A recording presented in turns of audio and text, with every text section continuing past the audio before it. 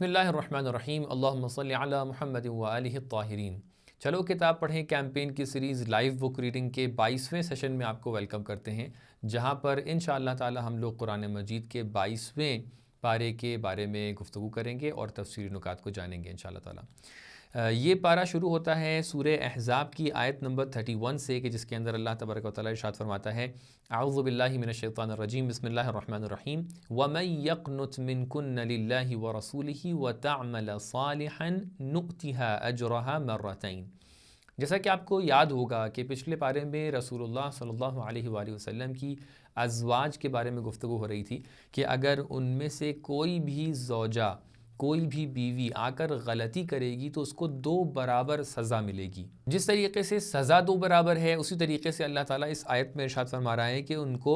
اجر بھی 2 برابر ملے گا اگر وہ اچھے کام انجام دیتی ہیں۔ اس کے آگے ہم دیکھتے ہیں سورہ احزاب کی آیت نمبر 33 ہے، کہ جس کے اندر آیت شروع تو ازواج نبی سے ہوتی ہے، جس کے اندر جتنی بھی باتیں ہو رہی ہیں وہ خواتین کے بارے میں ہو رہی ہیں، ان خواتین کے بارے میں جو سامنے بیٹھی ہوئی ہیں۔ جیسے کہ آپ جانتے ہیں کہ عربی میں جب ایسی خواتین کو مخاطب قرار دینا ہو کہ جو سامنے بیٹھی ہیں، تو اس طریقے کے نون والے جو ورڈز ہیں وہ سامنے لائے جاتے ہیں، فی بیوتکن، تبرجن، اور اسی طریقے کے اور دوسرے ورڈز جو ہیں۔ لیکن ہم دیکھتے ہیں کہ آیت نمبر 33 کے آخر میں یہ گفتگو کا انداز چینج ہو جاتا ہے۔ یہ گفتگو کا انداز چینج ہو جانا یہ بتاتا ہے کہ یہ جو آخری پارٹ ہے یہ گفتگو ازواج نبی سے نہیں بلکہ کسی اور کچھ اور افراد سے ہو رہی ہے۔ آیت کچھ اس طریقے سے ہو جاتی ہے کہ جس کو ہم لوگ آیت تطہیر کے نام سے جانتے ہیں، کہ انما یرید اللہ لیذھب عنکم الرجس اہل البیت ویطہرکم تطہیرا اللہم صلی علی محمد و آل محمد۔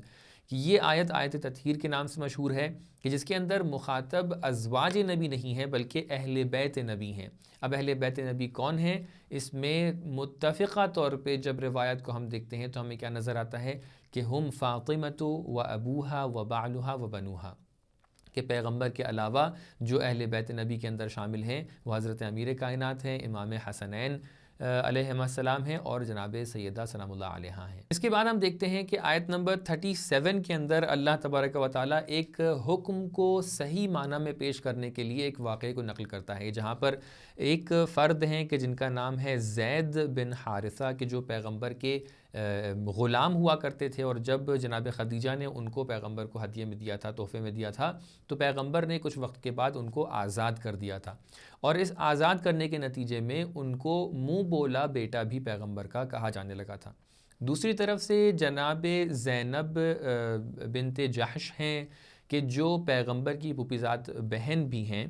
کہ جن کے بارے میں یہ ہے کہ پیغمبر نے زید کی شادی کے لیے ان سے گفتگو کی اور ان سے جا کر رشتہ مانگا۔ تو جو جناب زینب بنت جحش تھیں، انہوں نے سوچا کہ یہ خود پیغمبر اپنے شادی کے لیے ان سے ہاتھ مانگ رہے ہیں، تو انہوں نے اس شادی پر رضامندی کا اظہار کر دیا۔ لیکن بعد میں جب معلوم ہوا کہ یہ شادی زید کے ساتھ ہونے والی ہے، تو انہوں نے اپنی ناراضگی یا اپنی مخالفت کا اظہار کیا، اور ساتھ ہی ساتھ ان کے جو بھائی تھے انہوں نے بھی اپنی ناراضگی کا اظہار کیا۔ لیکن پیغمبر نے کیونکہ طے کر لیا تھا کہ یہ زید کے ساتھ شادی کریں گی، تو لہٰذا یہ آیت نازل ہوئی کہ جب اللہ تعالیٰ کی طرف سے پیغمبر کسی چیز کو تمہارے لیے ڈیسائیڈ کرتے ہیں تو تمہارے لیے بہتر ہے کہ اس کی کوئی مخالفت نہ کی جائے۔ لیکن بعد میں یہ ہوا کہ زید اور زینب کے درمیان زندگی اچھے سے نہیں گزری، اور ان کا جو فائنل ڈیسیجن رہا وہ یہ رہا کہ وہ ایک دوسرے سے الگ ہو جائیں، اور اس کے نتیجے میں یہ ہوا کہ جب ایک دوسرے سے وہ الگ ہو گئے تو پھر پیغمبر نے زینب بنت جحش تھی ان کے ساتھ جو ہیں شادی کی۔ تو اس چیز کے اندر 2 نکتے پائے جاتے تھے۔ پہلا نکتہ تو یہ تھا کہ بہت سارے لوگ یہ کہتے تھے کہ کیونکہ زینب ایک غلام کی بیوی بن چکی تھیں، تو لہٰذا پیغمبر کے جن کا مرتبہ بہت اونچا تھا ان کو ان کے ساتھ شادی نہیں کرنا چاہیے تھی۔ اور دوسرا جو یہاں پر نکتہ سامنے آ رہا تھا، لوگ اس بات کا تذکرہ کر رہے تھے، وہ یہ تھا کہ جناب زینب جو تھیں وہ زید کی زوجہ جو بن گئی تھیں، تو زید پیغمبر کے منہ بولے بیٹے تھے، اور عرب جاہلی کے اندر منہ بولے بیٹے کو بالکل اپنے بیٹے کے طور کے اوپر اس کے ساتھ ٹریٹ کیا جاتا تھا، اور لہٰذا اس کی زوجہ کے ساتھ بھی شادی بالکل نہیں کی جاتی تھی۔ تو اللہ تعالیٰ نے اس آیت کو نازل کر کے اور اس شادی کا تذکرہ کر کے ان دو حکموں کو کلیئر کر دیا۔ پہلی بات تو یہ کہ شادی کرنے میں کوئی ایسا کہہ سکتے ہیں آر یا ننگ یا اس طریقے کی کوئی بے عزتی نہیں ہے اگر اس ٹائپ کی کوئی شادی ہوتی ہے، اور پیغمبر اتنے مقام اور اتنے مرتبے پر ہونے کے باوجود بھی ایک غلام کی زوجہ کے ساتھ شادی کر سکتے ہیں۔ دوسرا جو پوائنٹ کلیئر ہو گیا وہ یہ ہے کہ جو منہ بولا بیٹا ہوتا ہے وہ حقیقی بیٹا نہیں ہوتا ہے، لہٰذا اس مسئلے کے اندر اگر اس کی کوئی زوجہ تھی جس کو طلاق دے چکا ہے تو اس کے ساتھ شادی کی جا سکتی ہے۔ اس کے بعد آیت نمبر 40 میں ہم دیکھتے ہیں کہ اللہ تبارک و تعالیٰ ارشاد فرماتا ہے ما کان محمد ابا احد من رجالکم ولکن رسول اللہ وخاتم النبیین۔ یہاں پر ایک بات تو یہ کلیئر کر رہا ہے اللہ تعالیٰ کہ پیغمبر کی دوسروں کے ساتھ رشتہ داری ایک نسبی رشتہ داری نہیں ہے کہ پیغمبر خون کے رشتے سے کسی کے بھائی یا کسی کے بیٹے یا کسی کے والد بن جائیں، نہیں، پیغمبر کی جو رشتہ داریاں ہیں کیونکہ وہ ایک مشن کے ساتھ چل رہے ہیں لہٰذا ان کی رشتہ داریاں بھی مشن کے اکارڈنگ ہوتی ہیں۔ لہٰذا اب اگر پیغمبر کسی کو اپنا لخت جگر بتا رہے ہیں تو وہ لخت جگر بیٹی ہو جانے کی وجہ سے نہیں بلکہ رسالت کے شریک ہو جانے کی وجہ سے ان کو اپنا لخت جگر بتا رہے ہیں۔ اور اسی طریقے سے پیغمبر کی جس کے ساتھ بھی دشمنی ہے، جس کے ساتھ بھی دوستی ہے، جس کے ساتھ رشتہ داری ہے، یہ سب کی سب جو ہیں ان کی رسالت کی بیسس پر ہے۔ دوسری بات جو یہاں پر کلیئر ہوتی ہے وہ یہ ہے کہ پیغمبر آخری نبی ہیں۔ ہم لوگ کا مسلم عقیدہ یہ ہے کہ پیغمبر پر نبوت اور رسالت ختم ہو گئی ہے، اور آپ کے بعد جو وصایت کا سلسلہ ہے، جو امامت کا سلسلہ ہے، اس کا نبوت اور رسالت سے کوئی تعلق نہیں ہے۔ لہٰذا مذہب تشیع میں کہیں پر یہ بات نہیں ہے کہ حضرت امیر کائنات علی بن ابی طالب علیہ السلام کو کوئی نبی یا رسول مانے، بلکہ آپ کو امام مانا جاتا ہے۔ اس کے بعد آیت نمبر 50 میں ہم دیکھتے ہیں اللہ تعالیٰ نے ایک بہت ہی تفصیل سے اس گفتگو کو پیش کیا ہے کہ یا ایھا النبی انا احللنا لک ازواجک۔ یہاں پر پیغمبر نے جو متعدد شادیاں کی ہیں اس کے متعلق گفتگو ہے کہ کیوں پیغمبر کی اتنی شادیاں ہوئیں، کیوں اتنی ازواج تھیں۔ تو کچھ لوگ جن کے دل و دماغ کے اندر صرف دنیاوی مقاصد آ سکتے ہیں وہ لوگ آ کر پیغمبر کی شخصیت پر اعتراض کرنا شروع کر دیتے ہیں، لیکن اگر کوئی سلیم النفس شخص ہو اور وہ کسی بھی طریقے کے تعصب کے علاوہ آ کر دیکھے تو یہ بات بالکل بھی وہ آسانی سے محسوس کر سکتا ہے کہ ایک وہ ذات کہ جو اپنے 25 سال کی عمر میں تھے، اور جوانی کے عروج میں انسان ہوتا ہے 25 سال کی عمر میں، انہوں نے آ کر ایک ایسی خاتون سے شادی کی جناب خدیجہ سے کہ جو ایک مطلقہ تھیں۔ اب ان کی سن کا اختلاف کتنا تھا، 3 سال تھا یا 13 سال تھا، یہ اپنی جگہ پر گفتگو ہے، لیکن کل ملا کے بات یہ ہے کہ جو بات مسلم ہے وہ یہ ہے کہ جناب خدیجہ پہلے سے شادی کر چکی تھیں، ان کو طلاق دی جا چکی تھی، آپ ایک مطلقہ خاتون تھیں۔ تو لہٰذا جو انسان اپنی جوانی کے عروج میں ایک ایسی خاتون سے جا کر شادی کرتے ہیں اور پھر 53 سال کی عمر تک کہ آپ اسی ایک شادی پر باقی رہتے ہیں، اور آپ کی باقی کی تمام تر شادیاں اس 10 سال کے اندر ہوئی ہیں کہ جو آپ کی عمر کے آخری 10 سال تھے، ایسے شخص کی بنسبت کوئی ان شادیوں کی بنسبت کیسے ان کے اوپر سوال اٹھا سکتا ہے؟ یہ بات سمجھ میں آتی ہے کہ عرب کے اندر شادی کرنا اور رشتہ ہو جانا، کیونکہ وہاں پر قبیلے ہوتے تھے تو لہٰذا ایک قبیلے کے ساتھ رشتہ داری ہونا یہ ایک بہت بڑا فخر ہوتا تھا اس قبیلے کے لیے، اور ساتھ ہی ساتھ بہت بڑی مدد ہوتی تھی انسان کو اپنے مشن میں آگے بڑھنے کے لیے۔ جس قبیلے کے اندر انسان کی رشتہ داری ہوتی تھی وہ قبیلہ کبھی بھی آپ کے ساتھ مخالفت نہیں کرتا تھا، لہٰذا پیغمبر اکرم صلی اللہ علیہ وآلہ وسلم کی جتنی شادیاں تھیں وہ ایک خاص مشن کے تحت اور سیاسی شادیاں تھیں۔ حالانکہ پیغمبر ہر شادی کے بعد اس کے جو لازم اور ضروری چیزیں تھیں اور جو حقوق ہوا کرتے تھے پیغمبر ان کو ضرور نبھاتے تھے، لیکن یہ تمام تر جو شادیاں ہیں ان کے فلسفے کی طرف اگر دیکھا جائے تو یقیناً یہ فلسفہ واضح ہے کہ پیغمبر نے شادیاں ان مقاصد سے اور اللہ تعالیٰ کے حکم کے تحت کی تھیں۔ اس کے بعد ہم دیکھتے ہیں دوسری آیات میں، آیت نمبر 51، 52 اور 53 کے اندر اللہ تعالیٰ پیغمبر کی شادیوں کے متعلق دوسرے مباحث کو، دوسری باتوں کو بیان کر رہا ہے کہ جس سے یہ واضح ہوتا ہے کہ پیغمبر جو پیغمبر کو اللہ تعالیٰ نے حکم دیا ہے اس کے اکارڈنگ ان کی شادیاں ہوئی ہیں،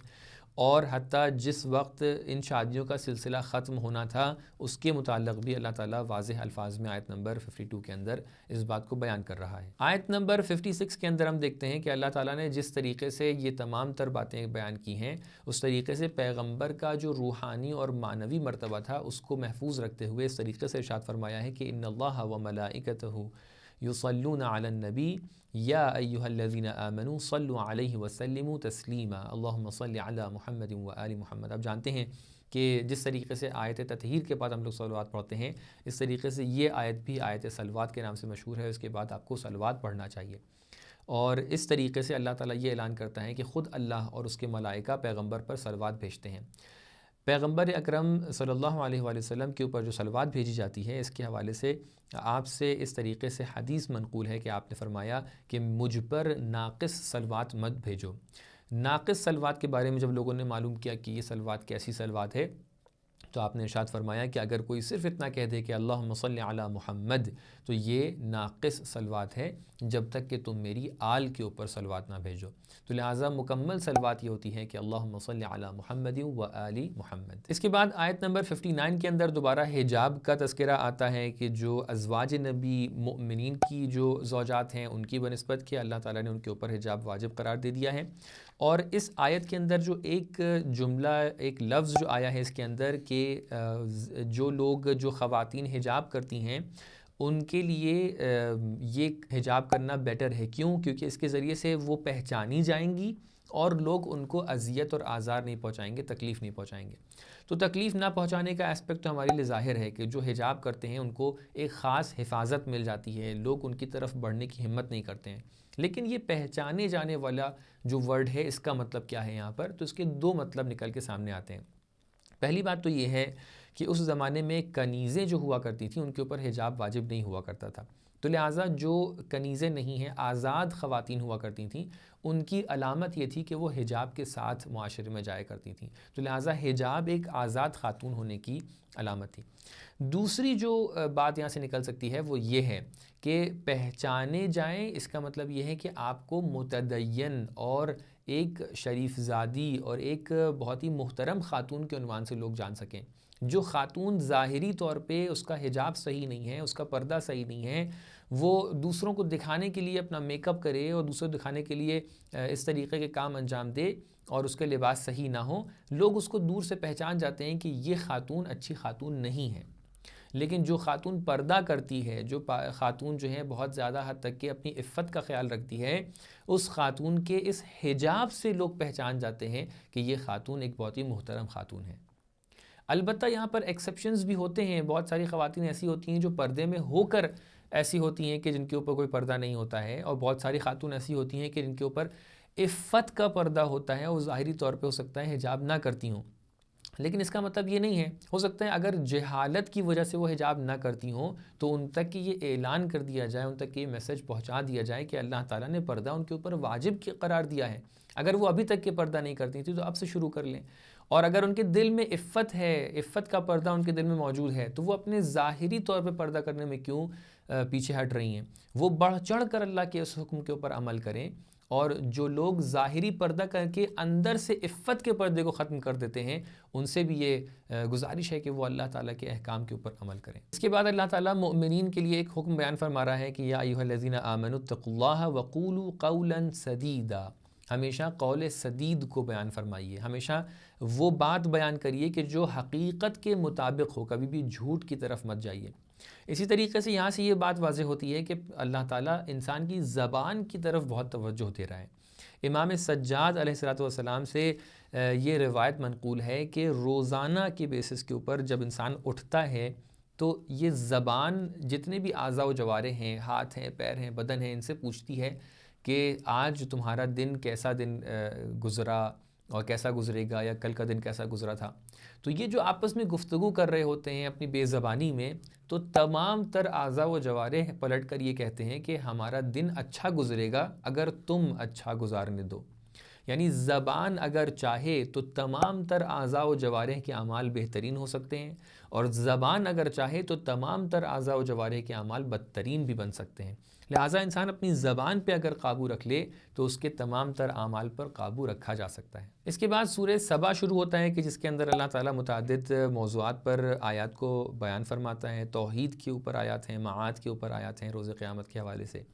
انبیاء کی نبوت کے اوپر ہیں، بہت ساری نعمتوں کو اس کے اندر گنایا گیا ہے، اور اسی طریقے سے تفکر کے اوپر، سوچنے کے اوپر، ایمان اور عمل صالح کے اوپر بہت ساری گفتگو یہاں پر موجود ہے۔ آیت نمبر 10 اور 11 میں جناب داود کو جو نعمتیں اللہ تعالیٰ نے دی ہیں اس کے حوالے سے کچھ چیزوں کو اللہ تعالیٰ نے یہاں پر گنایا ہے۔ وَلَقَدْ آتَيْنَا دَاوُودَ مِنَّا فَضْلًا يَا جِبَالُ أَوِّبِي مَعَهُ وَالطَّيْرَ وَأَلَنَّا لَهُ الْحَدِيدَ۔ تو کچھ جو نعمتیں ہیں وہ آپ کے سامنے گنا سکتے ہیں۔ مثال کے طور پہ جناب داود کو ایک بہت ہی بہترین آواز دے کر اللہ تعالیٰ نے بھیجا تھا، اور جب وہ گفتگو کرتے تھے اور جب وہ اپنی کتاب کی تلاوت کرتے تھے تو روایات میں ملتا ہے کہ جس جگہ سے گزرتے تھے اس جگہ کی چڑیاں، اس جگہ کے پرندے، اس جگہ کے حتیٰ پتھر بھی ان کے ساتھ اپنی بے زبانی میں اس تلاوت کے اندر ہمراہی کرنے لگتے تھے۔ اسی طریقے سے جناب داود کو اللہ تعالیٰ نے ایک فیصلہ کرنے کی قدرت دی تھی۔ وہ بہت ہی انصاف پسند فیصلہ کیا کرتے تھے اور لوگ ان کے پاس بار بار آیا کرتے تھے تاکہ اپنے فیصلوں کو سن سکیں۔ اسی طریقے سے جناب داود کو ایک بہترین فرزند سے، بیٹے سے اللہ تعالیٰ نے نوازا کہ جن کا نام جناب سلیمان تھا۔ اور اس کے بعد ہم دیکھتے ہیں جناب داود کے پاس نبوت اور رسالت کی نعمت تھی۔ جناب داود کے اوپر ایک اور جو ایک ان کو قدرت دی گئی تھی وہ یہ تھی کہ جناب داود لوہے کو پگھلا سکتے تھے، یعنی جس طریقے سے آپ لوہے کو پگھلانے کے لیے آگ کے اوپر رکھتے تھے، جناب داود لوہے کو اپنے ہاتھوں پر پگھلا دیا کرتے تھے۔ اس کے بعد آیت نمبر 14 میں جناب سلیمان کا تذکرہ ہے کہ کس طریقے سے جناب سلیمان کی وہ حکومت کہ جس کے اندر وہ جناتوں کے اوپر، انسانوں کے اوپر، پرندوں کے اوپر حکومت کرتے تھے، اور آخری وقت میں جب ان کی موت آئی، جب اسرائیل تشریف لائے تو انہوں نے ان کو اتنی بھی اطلاع نہیں دی کہ وہ کس وقت آئیں گے۔ جناب سلیمان بیٹھے رہ گئے، لوگ دیکھتے رہے کہ جناب سلیمان تشریف فرما ہیں اور ان کو دیکھ رہے ہیں، جبکہ جناب اسرائیل ان کی روح کو وہاں سے لے کر جا چکے تھے۔ اور دھیرے دھیرے جو دیمک تھی، دیمک نے ان کی چھڑی کو کہ جس کے اوپر وہ سہارا دے کر بیٹھے تھے اس کو کھانا شروع کیا، اور اتنی مدت میں چھڑی کو کھا گئی، اور اس کے بعد یہ چھڑی جب ٹوٹی تب جناب سلیمان زمین پر گرے اور لوگوں کو یہ معلوم ہوا کہ وہ اس دنیا سے جا چکے ہیں۔ تو لہٰذا اس سے یہ معلوم ہوتا ہے کہ اللہ تعالیٰ جس وقت موت کو بھیجنا چاہتا ہوتا ہے تو اس وقت پہلے سے کسی کو کوئی اطلاع نہیں ہوتی ہے۔ جناب سلیمان جیسے نبی کو پہلے سے اطلاع نہیں تھی، تو لہٰذا ہم اور آپ تو ایک بہت ہی عام شخص ہیں۔ اس لیے انسان کو ہر وقت میں اپنی موت کے لیے آمادہ رہنا چاہیے، تیار رہنا چاہیے کہ اگر کسی وقت بھی موت آ جائے تو اس وقت انسان کو پشیمانی کا سامنا نہ کرنا پڑے۔ اور اس کے بعد ہم آیت نمبر 39 میں دیکھتے ہیں کہ اللہ تعالیٰ کہہ رہا ہے کہ انفاق کرنا انسان کی جو اس کے اموال ہیں، اس کی مال و دولت ہے، اس میں زیادتی کا سبب ہے۔ جتنا جتنا انسان دیتا جاتا ہے اتنا اتنا انسان اللہ تعالیٰ کی طرف سے لیتا جاتا ہے۔ اس کے بعد سورہ فاطر شروع ہو جاتا ہے کہ جس کے اندر اللہ تعالیٰ اپنی خالقیت کے حوالے سے کافی گفتگو کو پیش کرتا ہے، آخرت کے بارے میں، پیغمبروں کی نبوت کے بارے میں، اور اس طریقے سے بہت سارے جو وعظ و نصیحتیں ہیں اس کو اس سورہ کے اندر آپ کے سامنے پیش کرتا ہے۔ آیت نمبر 10 میں اللہ تعالیٰ کہتا ہے کہ من کان یرید العزۃ فللہ العزۃ جمیعا، جس کو بھی عزت چاہیے ہے وہ اللہ تعالیٰ سے مانگے، کیونکہ اللہ تعالیٰ ہے کہ جو انسان کو عزت بخشتا ہے۔ آیت نمبر 28 کے اندر اللہ تعالیٰ علماء کی صفت کو بیان کرتا ہے کہ علماء انما یخشی اللہ من عبادہ العلماء،